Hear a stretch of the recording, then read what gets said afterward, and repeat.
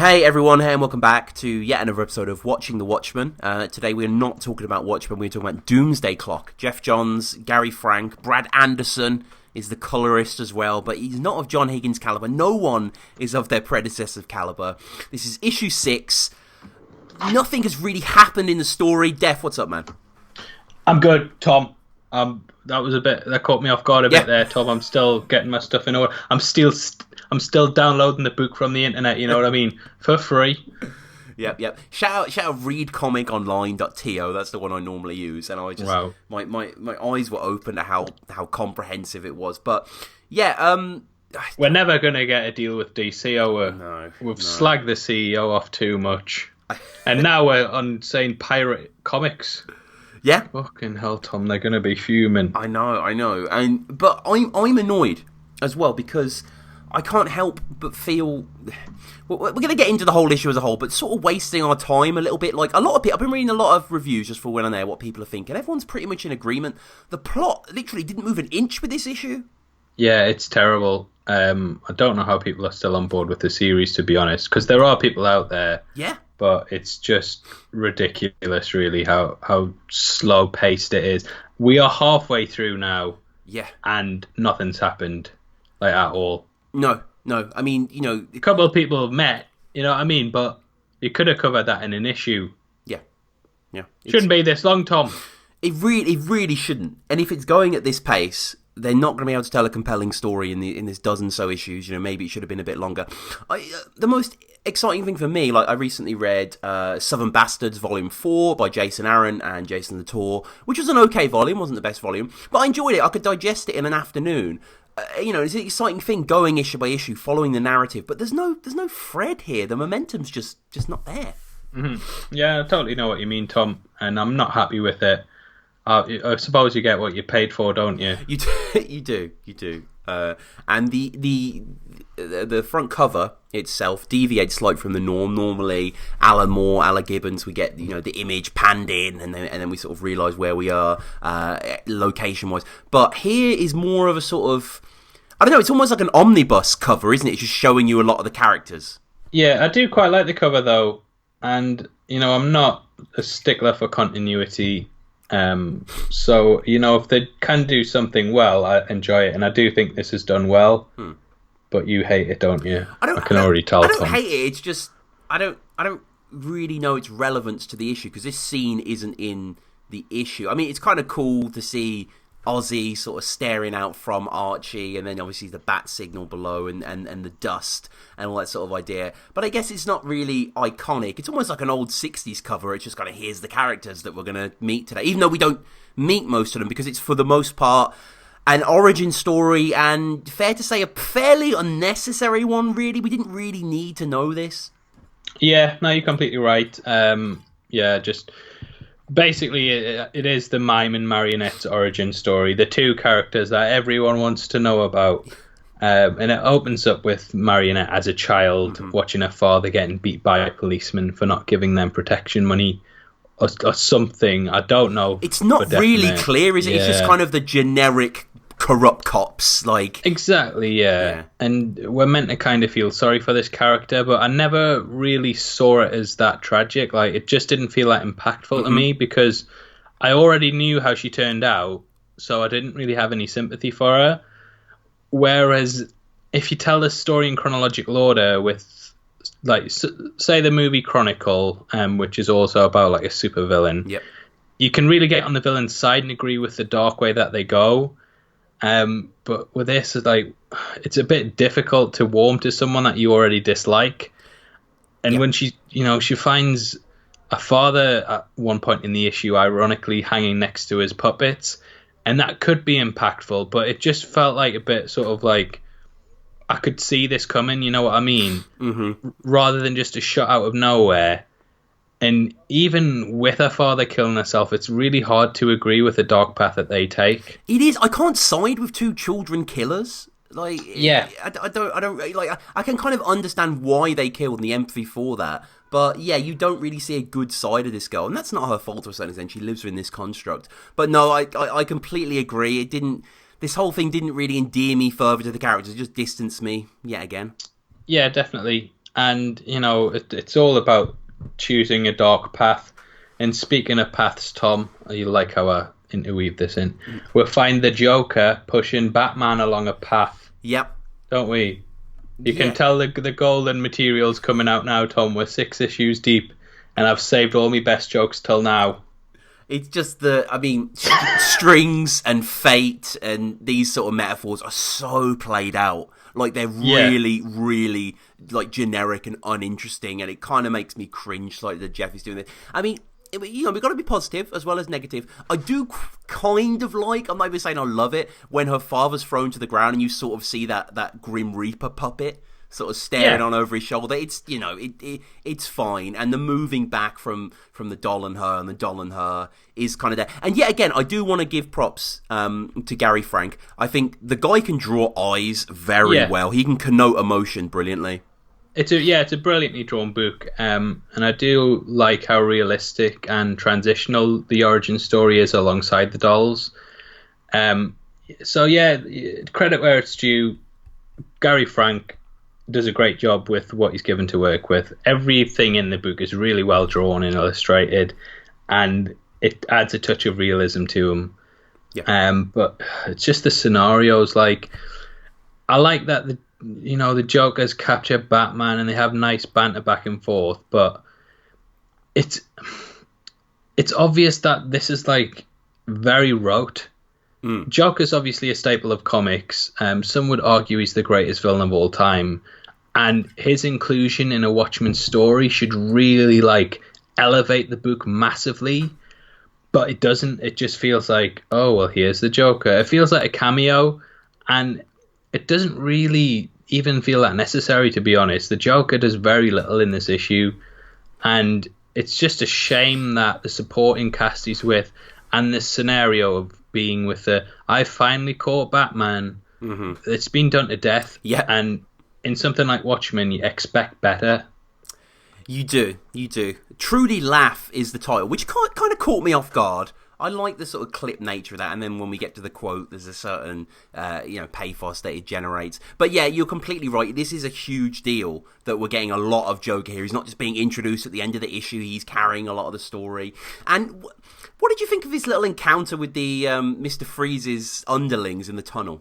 Yeah, I quite like it. It's like a nice little comedic thing, how they're swapping gangs and stuff, but yeah, it just feels very rote and predictable to me, and it's just that's the thing with this book. It has nice moments littered throughout it, but it's like the sum of its parts are better than the whole. Basically, it's nice little tidbits, but overall, it's the story itself's nothing to write home about. No, and it's like in Moore's hand, him describing the nerve toxin as Relaxabat. I don't know if there's a pun I'm not getting there, or if there's a toxin, you know what I mean? If there's some sort of medicine that he's punning up, but I bet he's not. Whereas if it was Moore, I'd have to dig deeper, and I'm sure he would be. I've mentioned this loads on the show, but in Killing Joke, when Joker paralyzes Barbara Gordon, it's all like book puns. And like the spine on the coffee table, and like it's just so good. Whereas I'd Relaxabat. I don't really know. And then I don't know if we met the guy before. Joker has this like tattoo artist in house. Yeah, he must just be doing his tattoo. He must have done those terrible ones in Suicide Squad. Right, yeah. But he's just hanging around him, just drawing stuff on. He looks quite creepy. I'm more interested in him than I am the mime and marionette. Yeah, it's kind of cool that he's got. And did you hear that Mark Maron might be in the new Joker film? Oh, no, I didn't actually. Yeah, which is kind of interesting. I mean, I actually listened to a lot of Mark Maron's podcast, and you're a big superhero guy. Mark Maron is famously like anti-superhero, and his latest episode with Paul Rudd has become quite notorious because he like rags on Ant-Man loads, and Paul Rudd just sort of awkwardly like goes, yeah, okay. So yeah, you should listen to it, and all of our double figure listeners should listen to it as well. And we have the ring the bell juxtaposition, where it's Marionette's hands are up, and then the Marionette's hands are up, and her father being a puppet shop owner, this whole conceit. What are your thoughts on this? Yeah, it's a bit weird, isn't it? But, I mean, there's been worse superhero origins, I suppose. At least she wasn't bitten by a radioactive puppet. Exactly. You know what I mean? But, yeah, it's just, I don't really care. No. Yeah, No. it's not like she was she wasn't obsessed over it or anything. It's just, you know what I mean? It's just a bit weird. This thing that, like, you don't have to... Your origin story and what hero you choose to be doesn't have to tie into your childhood. Like, Superman, he got his thing from Krypton, didn't he? Fair enough. Batman fell in the cave with bats. Decided to become Batman. Marionette, her dad made a puppet, so she decided to become that. It just does, like, why choose that puppet over everything else? Yeah. I just don't like it. Why not choose the Richard Nixon puppet, Tom? Yeah, that's true, actually. And that would be sick. That, because maybe, you know, all those bank robbers that wear Richard Nixon masks, maybe their father had a Richard Nixon puppet. I've just blown the conspiracy open. She mentions, so basically that her dad's asking, what do you want me to make for you? And she mentions Anne Bonny, which I had to look up, didn't know who the hell. Obviously he says a pirate, and this is clearly a Black Freighter sort of reference. Anne Bonny was a real person, actually, from the late 1600s, an Irish pirate operating in the Caribbean, one of the most famous female pirates of all time. So I've not heard that. That's kind of interesting. And he mentions Cleopatra, the ruler of Egypt, so we get those Aussie sort of ideas as well. And it's the classic thing. It's the, you know, these star-crossed lovers were smitten as kids and came across their own path, and he's bored in their shop and she's bored over here across the street. And there's some nice physical movements that I won't deny I quite like. I quite like when she puts on the little minimal show and then sort of reveals herself behind and him gone. It's in these wordless captions where Gary Frank can just flourish that I think the book is at its best. Yeah, definitely. Like, there is talent here in the art. It's just, even Geoff Johns, like, I don't know what he was doing during this, because he is a good writer normally, but it's just like, does Marionette have superpowers? Because she's got strong string. That's like her power. But she, like, pulls some guy's head off with ease. Yeah. I don't know. Like, yeah, I do quite like this fight scene. Like, when it gets really gory in this book, it's good, but. And it's nice how Joker is shooting his own men for laughs. Like, it's just... But it's just... Again, it's some of its parts. It's not in service of the story. It's just cool action moments. Yes. But if you were to say, what is this actually doing for the story, it's nothing. No. It's just a little action set piece. No, that's what's so good about Watchmen. There's not that many big set pieces until we get to the end, but that every panel, it feels like, is pushing us forward in some direction or fleshing out a character or referencing something, whereas this isn't really happening here. And a lot of the dialogue, I think, is very tin. Like when she brings Marcus in, I know the shop leaves a lot of people speechless the first time they see it, and it's just a bit cringy, really. I like gazing at the puppets. I'm looking at the bottom of page 5. Where we can see, like, Anubis, I think, like the god of death, and some sort of fairy there, chaplain over his shoulder. So, you know, her dad was clearly a very a marionette maker. I don't know if there's a name for that, but yeah, we go back, put a smile on the face. Obviously, Mime is completely stone faced there. And we get into the fight scene, like you say, which again is quite interesting. It's hyper violent. I was kind of taken aback. This, and like when they're kids as well, it's really brutal. Yeah, it is, and that's probably one of the book's strongest points, that kind of hammers home that it is a very realistic telling. It's very, I say realistic, it's grounded, and it's real. It's like RoboCop. It is hyper-violence. I've contradicted myself so much in that sentence there, but so it's a grounded, realistic, hyper-violent fight scene. You know what I mean? It kind of is, though. Yeah, it's mundane. She's walking along the street wearing a little winter coat. 3 people pop up in their little winter coats, and then boom, it's hyper violent. So it's a realistic scenario that devolves into some crazy off the wall thing. But yeah, it's shit. Yeah, don't read and it. When you mentioned her bringing the head off, just in the last minute or so, in the back of my head I was like, no, doesn't she take the head off with the wire? But no, you're right, she literally tears this guy's head off. That's got no precedent. Yeah, I don't understand how it happens. It's just like she gets superpowers all of a sudden. It's like you've got to be like a Wonder Woman level heroic to do that, to pull someone's head clean off. Like, yes, yeah. You can't even cut someone's head clean off, Tom. You've got to get it a couple of times with an axe. Trust me, I know. Yeah, so it's very weird. Like, that this is meant to be an origin story, but bar like 2 months of their childhood, it actually does very little. It doesn't explain like how they have their powers, why they have them. It just explains why she's got a costume. Yeah, exactly. And she's always had this sort of anger latent that's made more pertinent when she's walking out with her marionette there. She gets cornered by generic bullies, and it's kind of referencing the scene before, I guess, where the head's being pulled off. And again, I want to give plaudits to Frank. I think when she's being thrown to the ground, when she's being... It is just kind of... I don't know if it's quite justified. It doesn't hit me anywhere in the heartstrings when I look at it. It doesn't move me in a way. Similar to like when you see Rorschach as a child encountering his mother.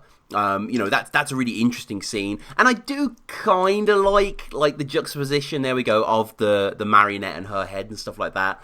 But all in all, you kind of know what you're getting, don't you, as the bullies descend on her. You can kind of see the strings, as it were. Yeah, exactly.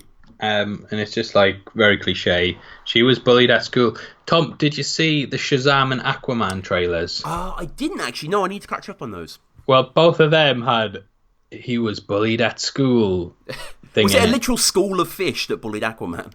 No, he was hanging out with the fish, and that's what he got bullied for, Tom. Right. They're like, "Hey, you little fish fuck, why don't you get that fish to suck your dick? I seen it on the internet." That's what they were saying, Tom. Right. Because have you seen that video on the internet? Of a fish sucking someone off? Yeah, it was on Facebook, Tom. You know what I mean? They put anything on Facebook these days. It's not very nice, Tom. I was watching this documentary about Facebook the other week, and they literally just let anything go on there as long as it's viral. They don't care anymore, Tom. Stick to Twitter. But anyway, we went off track there. That's how crap this book is, Tom. It can't even keep you engaged when you're taking the piss out of a fish. And Shazam was bullied as well. Yeah, well, Shazam is a kid and he was bullied as well. Okay. So yeah, lots of diversity in the origin stories of DC right there. How were the trailers in general? I'll watch them after this. I thought they were really disappointing. Really? Not just the DC. Actually, Aquaman had quite a good trailer. But Shazam, I don't know. Everyone's up in arms about it, saying it's amazing, but I didn't think it was anything crazy. Godzilla, I thought was pretty meh. Shazam, I thought all the comic cons. The only thing I saw was the Castle Rock, but that's only because like I worship Mark Bernardine, like, and I just want to see him do well, like. Yeah, well, they were pretty crap, Tom. So I wouldn't waste my time with them. Godzilla was rubbish. Marvel weren't there. Marvel have got to the point now where they don't even need to go to Comic-Con anymore. They just did the Disney one, right?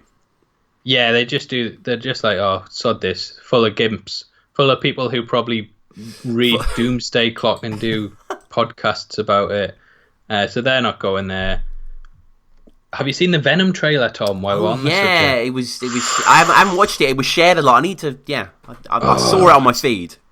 Terrible trailer. All right. Loads of people are saying it's really good, but I just don't know what they're watching. Our mutual friend at Slimehouse TV, I think, enjoyed it, but I don't know what he's watching, Tom. Yeah. To be fair, that guy did say that he loved DC and whilst talking about Marvel movies, so I just don't know if he knows. I'd like to know what Theo thought of Doomsday Clock, actually. I don't know. He'll probably beat us up, so I don't want to. He probably loves it. He's a dangerous, toy-loving man. You know what? And he slags off Funko Pops, Tom. Yeah, no, I saw that. I'm gonna get him. I'll get him. So they get into this meeting, which again, as someone who just likes the details, who likes the history, it was cool. And I'm not gonna lie, I was reading this like an hour ago, and my girlfriend was reading something behind me, and I'd gasp. She was like, "What?" And I went, "The Court of Owls." And I like seeing the Court of Owls in the train station. Yeah, it's nice. And I'm going to completely rain on your parade, Tom. There's actually a book called Forever Evil, right? In which it was done a shitload better. And basically, the New 52 had a massive arc where the Justice League, like the first 4 volumes of it, they were beating the shit out of everyone. They were having a right laugh. You know, Batman was punching people, and he loves that. And then, like, round about issue 3, they get this new member join, Atom Atomica or something. Basically, it's that Atom, but it's a woman. Right. Anyway, it turns out she's an insider for another gang. So she shrinks down, puts a sliver of kryptonite in Superman's head, Basically, she sets up all the pieces. You don't realize as it's happening, but she sets up all the pieces so that the Justice League can just be wiped out. And then the Injustice League, or is it? It's the Crime Syndicate. Sorry, Tom. Okay. Avoided a few YouTube comments there. No, please write them if you're going to write them, because we need them. Yeah. But yeah, anyway, the Crime Syndicate step forward and they just beat the crap out of the Justice League. They're basically the Justice League from Earth 2, or Earth 3 it might be in the New 52 continuity. Anyway, they're from a different Earth and they're all evil, Tom, and they beat the crap out of the Justice League and they unite all the villains on the planet. And there's an absolutely incredible double-page spread of all the DC villains gathered together at this meeting. And this is just like a crap version of that. Yeah, are the owls there? Yeah, the owls. Oh, the owls weren't there. Sorry, I don't think they were. Yeah, no, they were about then. Yeah, they'd just been invented. Yeah, that was because I was sort of looking here and there, and I'm not an expert. I think Sinestro's there, obviously Riddler and Scarecrow and various other people that let us know in the comments if you spy some people. It's quite cool. Deadshot, played by Will Smith. Yeah. We see Two-Face from the back, which is nice. We see the sort of dual suit there, but yeah, this meeting again kind of okay, but it just feels like kind of wanky fan service. Like, it's nice in a way to see this sort of stuff, but it's just them saying, no, I disagree, and no, this is my phone, and da da da da, and we're just treading water narratively. Yeah, exactly. And again, it's just nothing's really happening. It's a cool set piece, but do you care? Kandak is mentioned, which is obviously is a big piece to the puzzle. Yeah, you love that place, don't you? Ever since you've learned it. Well, I didn't really. I thought it was just an invention of this, but it's a kind of a DC geography location, right? Black Adam lives there. So glad they wrote it in, because Tom, I'm not going to lie, if I read something and it doesn't have a reference to something every 2 pages, I just kill myself, Tom. I just die inside, you know what I mean? They need that. If for something to be good, it just needs to be filled to the brim with references, even if they don't mean anything or have any consequence or weight. And seeing Kandak there, Tom, amazing. I don't know if I'm reading too far into these influences, these references. I was thinking, why did he mention, when we're getting back into the flashback, her father talking about the marionette that he's going to make, Knight or King Arthur? Is that a reference maybe to Camelot 3000, which is what Dave Gibbons worked on, which I think we discussed with John Higgins briefly? Maybe it's not. No, it wasn't. No, sorry. It was Brian Boland that we were talking about rather than John Higgins. But, I mean, yeah, maybe, probably not. And then we get the cops coming in, and then we get... I love how you, you completely shut your own idea down there. It's too intelligent for the book, I would say, even though it's not that intelligent. It's just... Yeah, I can't really deal with this, to be honest with you. And it reminded me a little bit of... we rewatched The Equalizer, the Denzel film, which is a pretty sad film. Yeah, it's pretty... it's kind of crap but great, and Denzel's always quality, and it's the cops that are doing that Mexican guy's mother's restaurant and shit. They reminded me of these guys, although they're better written than these guys. It's kind of a faceless evil that isn't very compelling. Yeah, I know what you mean. It's just the stand-in guys, isn't it? You don't really... I mean, to be fair, you don't really need a big bad villain for this, but it would have been nice just to tie it back into Watchmen somehow, I think. Yeah. Maybe one of them killed their father and Rorschach showed up just a second too late or something, you know what I mean? So she would have this reason for going against the heroes of the world. Just a little bit more depth to it would have elevated it, I feel. Or even the cops that investigated Comedian's murder in the first issue. Yeah, exactly. That's a great shout. That would have been much better. But do they want to do it? No. Because it's probably not referential enough to make people like myself scream and go, oh my god, this is the greatest book ever, because they mentioned something that I know about. Yeah, there is just...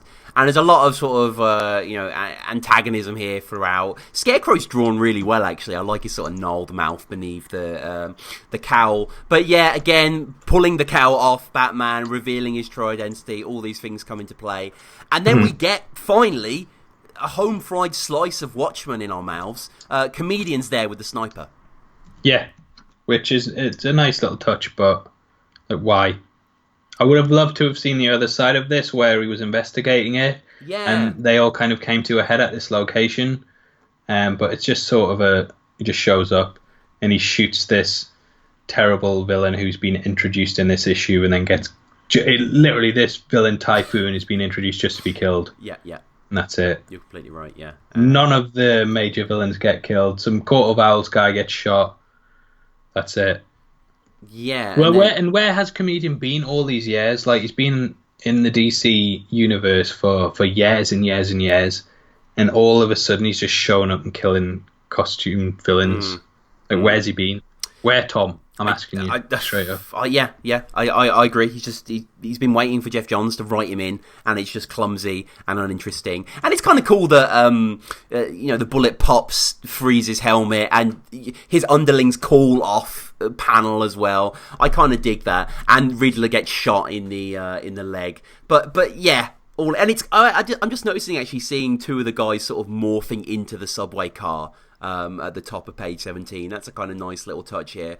But yeah, all in all, giant explosions happen. We see that huge woman engulfed. Where's Batman in this? Is he kind of just left to kind of, be burnt?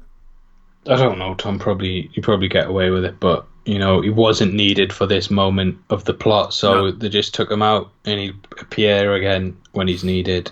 It's just bad writing, isn't it? It is bad writing. It's not good. And it's like, we mentioned, we didn't mention, but I want to mention The Incredibles 2, which I know you weren't a fan of either, and I thought was awful. I really liked the first film.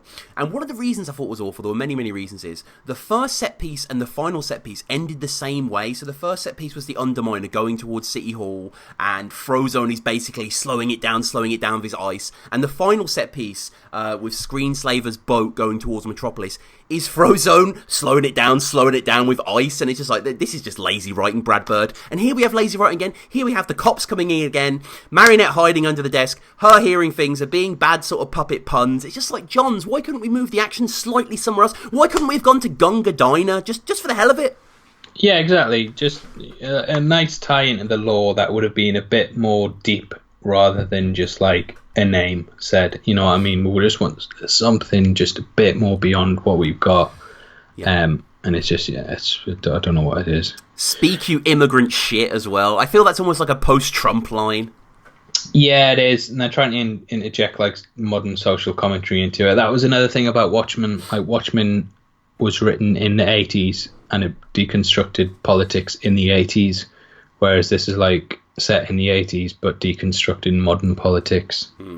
Which is fine. I mean, it would probably be relevant in the 80s, but it's just a bit, just go and get a move on with the plot, please, John. Yeah. The money's in Night Owl, which I don't know if there's any symbolism here. Again, it's just a bit of a tie-in, isn't it? That's all. Is Dr. Manhattan mentioned a little earlier, I think, actually? I think we might have skipped over that when she's talking about making something for her or something like that. Maybe that's a bit... No, it might be a little bit... Oh, no, it is. No, we've literally missed it, yeah. Good. And there's this scene when they're sort of, embracing. And again, the physicality of it is fantastic. The embrace is very believable. And I suppose Marco's origin as a mute isn't really... Is it that he literally can't speak English, or...? I don't know. Yeah. He just doesn't speak, does he? No. That's it. I mean, you're probably right. It might be that, but... Yeah. The blue light as well, as she sees her father. Yeah, again, it's just... Don't know, Tom. I'm just not that. I like how we see Frank Sidebottom, the puppet of that on the left of the panel. That's pretty cool. Yeah, that's quite a good little spot as well. Yeah. But yeah, it's just very... I mean, you could have predicted all this. It didn't need to be 20 pages long or whatever. No. They could have just sped it up. Even like little flashes of what the origin story was like would have worked better, I think. Like, she's seeing something and then it just flashes up for one panel, like her finding a father hanging up. Instead of just giving it like so much room when the story's just so plodding along. It just, the pace is so dull. It really is. I mean, let's consider one of the best issues in comic book history for me, issue 4 of Watchmen, Dr. Manhattan's origin story. Like, his interactions with his father are very brief. I think they have 3 or 4 panels, but when he's chucking the cogs out of the window and talking about the atom bomb and what it means for the future and all that is beautiful. And you're right, if they just had 1 or 2 glimpses of this, it's not that bad writing, really. The marionette maker hanging himself, like, I don't mind it at all. I think it's kind of clever, but drawn out to this pace, it's just tasteless. Yeah, and it just plods along, and when you're halfway through the run, I don't know what's happening. No. Like, we still haven't had Superman in it. Yeah. After the first issue, we still haven't really had Dr. Manhattan in it, except for a cameo. And those are the things people want to see. We don't want an issue about the mime and marionette. This is the kind of stuff that would go in before Doomsday Clock. Yeah. They ever did that graphic novel, and they were like, "Oh well, Doomsday Clock." Yeah. Yeah. Looking forward to reviewing that. But if they did do that graphic novel, Tom, which they probably will, because I've mentioned it now, and they're like, "We need to rehash it." This is the kind of thing you would find in that, not in the main plot, not something you don't care about. You know what I mean? The Minutemen, completely. You don't really need an origin story for them. You just need that key event where the comedian tried to rape Sally Jupiter, and that's it. That's all you really need. This, it's not needed. It's just dull. No. And you're completely right what you said earlier. Like, we get to see the inciting incident of them leaving, them becoming killers, but we don't really get to see them becoming mime and marionette. We sort of get 2 panels or 3 panels of, them homeless by a dumpster, him being a mime and, distracting as she steals food and that sort of idea, which again is kind of nice. It's kind of Moore-esque. It tells a lot by using very little. We see them sort of defending themselves. I guess one of the guys has a top knot similar to the thugs in Watchmen or the guys who see Pale Horse, but that's a bit of a reach. That probably was incidental. And then stuff about they're fucking as comedian is pursuing them having the child. What was the deal about the child again? So Dr. Manhattan spared them or something. I can't really remember. He said he knew the location of the child, I think. Yeah. And had a photo of it. And showed her it and said, "Look, love, if you want to see this kid, you better come with me on this terrible graphic novel arc." Yeah. And she was like, "Right, I'll be there." Yeah. And comedian confronts them in bed and gets shocked by Joker.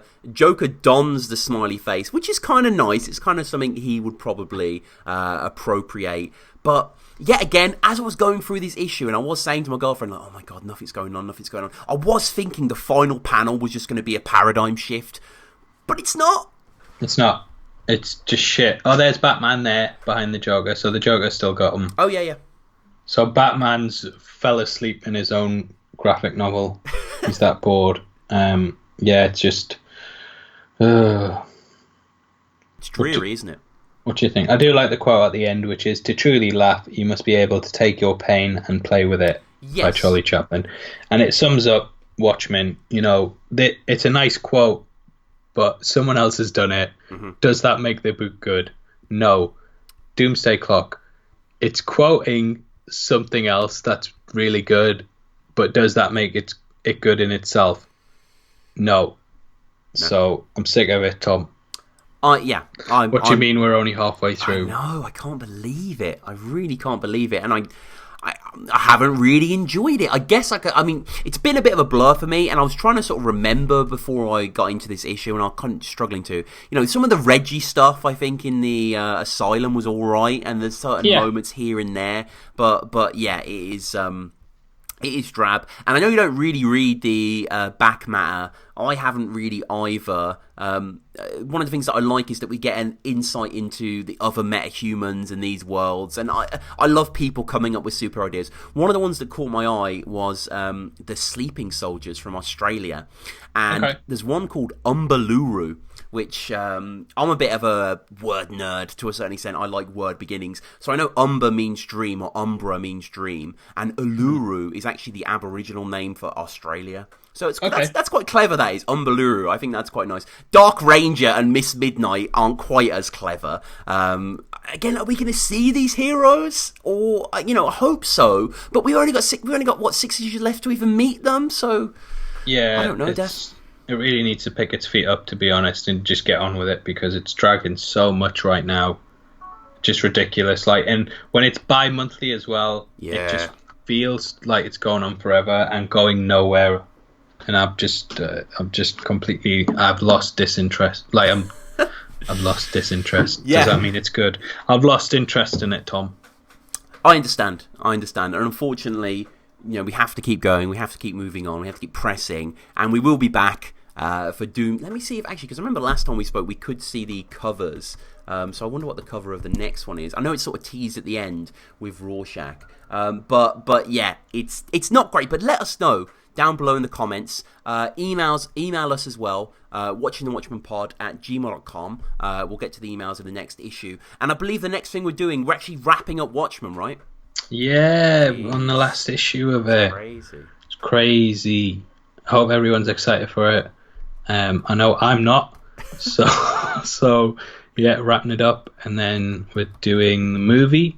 Yes. And then before Watchmen. We need to do before Watchmen. And then possibly the TV show. Yeah. But we don't know. We just don't know. Maybe in the future we will. I've just literally, because I forgot about our email, just went onto our email, and we've got a fantastically long email about issues 11 and 12 from our dearest friend Eric Ferguson. Eric, if you're listening, we will obviously get to that when we talk about Watchmen entirely. He's even included images as well. What a legend. Wow.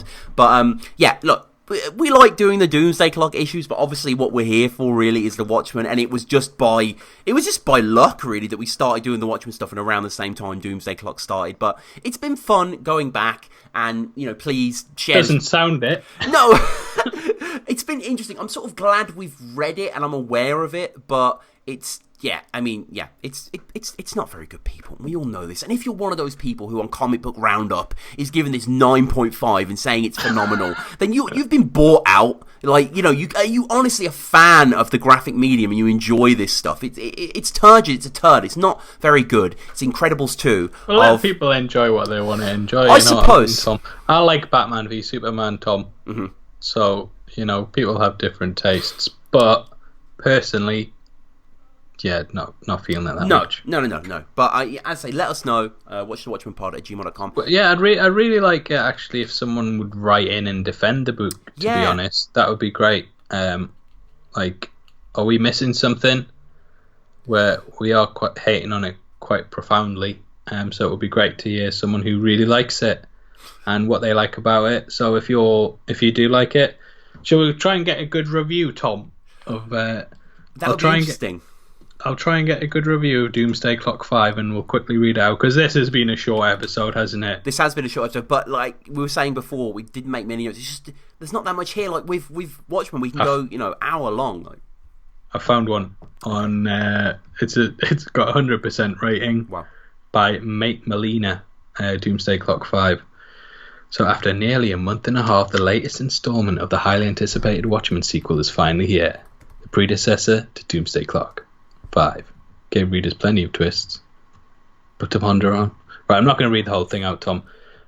Basically, I'll get his summary, and we'll see what he says. He's talking about how the world doesn't deserve a hero, the many hues of Doomsday Clock. He's saying the reality is grim and lost. However, is hope making a resurgence from within? It sounds like one of my ending explain videos. So we are almost through. This is a summary. We are almost halfway through Doomsday Clock's run, and there are arguably more questions than answers. That's certainly not a bad thing.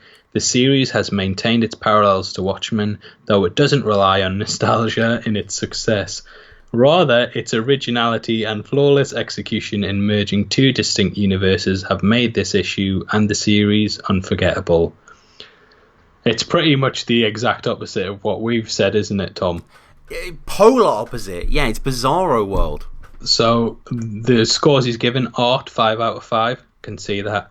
Characterization, 5 out of 5. Bit disagree with that a bit when Batman's just leaving people who know his identity in Arkham Asylum unguarded and stuff. Mm-hmm. But, you know, characterization 5 out of 5. Plot 5 out of 5. So what even happened last issue? Can you remember? Because I can't. No. But it was 5 out of 5. It was as good as it gets. I literally can't remember. So, Doomsday Clock, in summary, is a perfect issue from start to finish as it flawlessly merges two distinct universes and figures. Melina, what's wrong? You're a stooge. What's wrong with you? Like, yeah, it's not 5 out of 5. Like, even if you like it, it's not 5 out of 5. No, it's not. It's certainly not. But, you know, we encourage you. We encourage a plurality. I love how I'm telling this guy his opinion.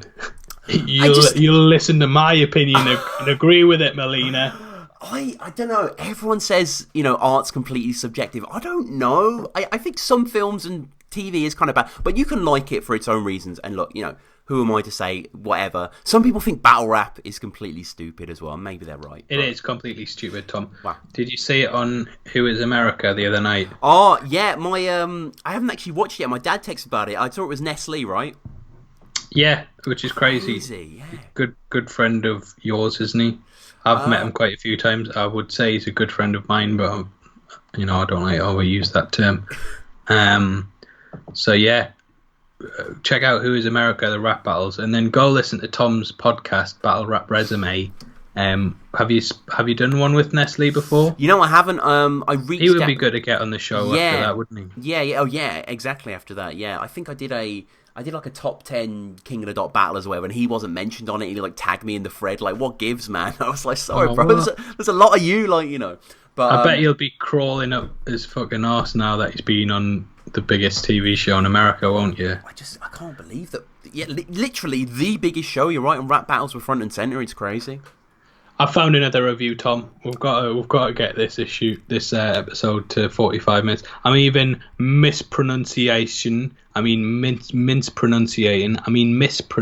words just to extend the show a bit longer. So, positives of Doomsday Clock 6. This is the issue we've just read. This was a great issue that really explored the relationship between Mime and Marionette. Their backstory not only let the audience know more about the mysterious duo, but it also made them care about the two of them. Many have said, me included, that Gary Frank is an underrated artist. He proves that with every new issue that comes out. Such beautiful depth, personality and detail is found in every frame. I can't imagine anyone else on this book. Negatives. I don't have any negatives on this issue. Each issue, I anticipate something other than what I'm given, but each time it is a fantastic backstory reveal. I can't wait for the next issue. The verdict, a great issue with a great backstory to characters that I think are instant classics. Classics? We are now at the halfway point for the series, and it has been nothing short of fantastic so far. I'm really excited for what this series will still bring us. Now, Gary Frank is an underrated artist, fair enough. Mm-hmm. Was it a good issue, though? 9. No, it wasn't, was it? Because, like, you should... Do you care about these characters? I don't, and the thing is, Mime, he was just led on, really. We don't really know about... He was kind of, infatuated with this girl and became a killer along with her. He doesn't really have any motives. He's just this kind of mindless thug. Like, I'm not... Watchmen gave us the most brilliant origin stories I've probably ever encountered in comics. You know, all of them were fleshed out. You might not agree with their motives, but convincingly they were put there. But here, it's just Geoff Johns putting this toy in this room, and I don't know. But did you not like that woman who found her dad hanging up, so she became a puppet woman? Yeah. Did you not think that's like another thing, like Rorschach's origin story? It's told through like a psychological breakdown of him in a meeting. Just the issue with Dr. Malcolm in the prison where he interviews him is absolutely fantastic, and you really get the sense of why he's the man that he is. Whereas this origin story is just a bit, I don't know, a bit shit, innit?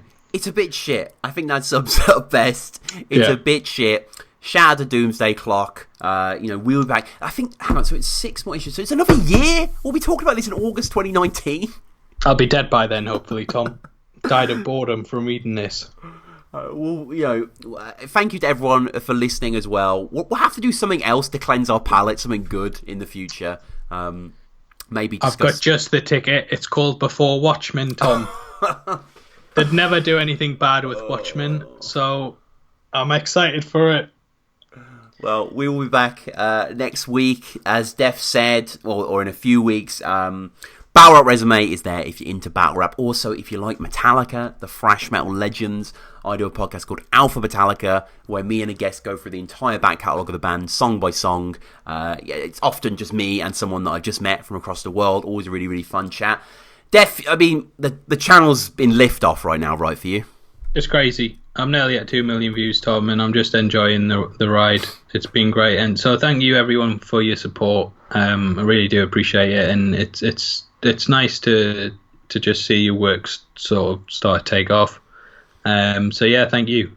Yeah, and make sure you watch all my videos, watch all of the adverts, click the likes, share the adverts, click on the adverts again, and comment, please.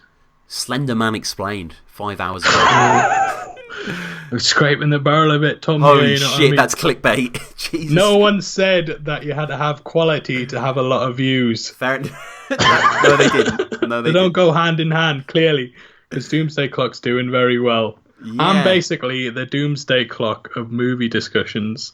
God, we spent an hour and 3 minutes on Doomsday Clock episode issue 5. I don't even remember that. Like, I can't believe we went that long. But I can't remember anything that happened in it. No. It's just not there. It's just had not lingered at all. But yeah, it's been Tom as always, watching the Watchmen. Pleasure to do.